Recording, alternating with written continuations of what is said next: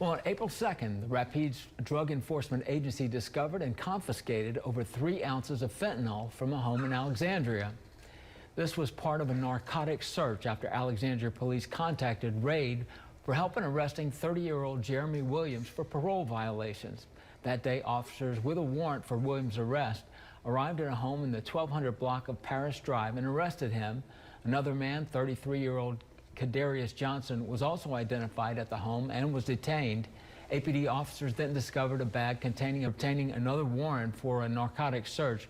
RADE agents discovered an additional 2.5 ounces of fentanyl, along with thousands of dollars in cash, several other drugs and body armor.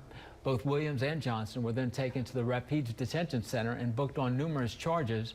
Williams is held on a $301,000 bond, and Johnson is held on a $405,000 bond. And according to DEA website, only about 2 milligrams of fentanyl can be deadly.